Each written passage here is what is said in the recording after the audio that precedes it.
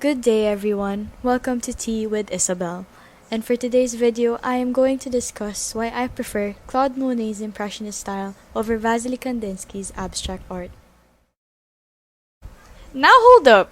Just in those few seconds alone, your first impression of me was already probably a high-class girl who would buy $10,000 paintings, maybe even does ballet, listens to classical music, or has Little Women as their favorite book. It's so easy for us to assume the social status of a person and the other things that they like just because of their tastes. The truth is, I only know the difference between Impressionism and Abstractionism because of the art classes I took before, and if I did see an intro like that, I would have thought the same thing. We easily judge and get judged by others in society. That's just the way we are.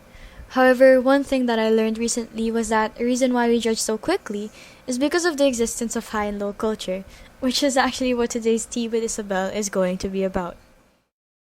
Now, what is the difference between high and low culture? Introduced by Ernst Gellner, basically, high culture is for the elite, who have received higher education and therefore hold this, and this in the highest esteem.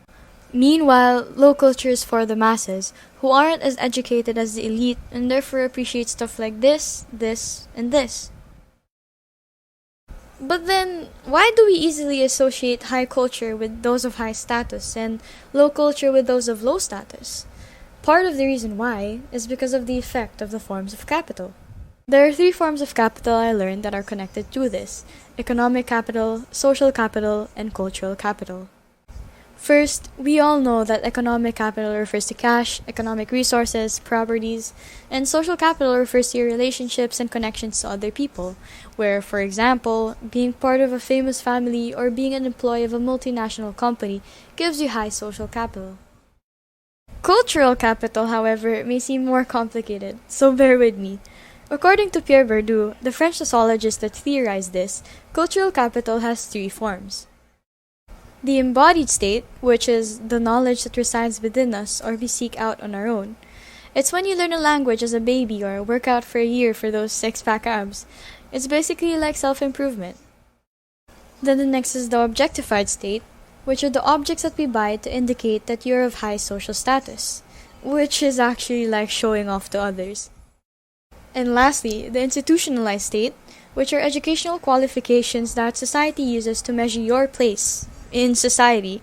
So for example, the higher the degree you have, the more money you can make. If it's confusing, don't worry. The way I understand it, cultural capital is just like investing for the self. Because after all that time you've spent, these investments will pay off in the end. The higher cultural capital you have, the better the job you'll get, or the higher the people will regard you.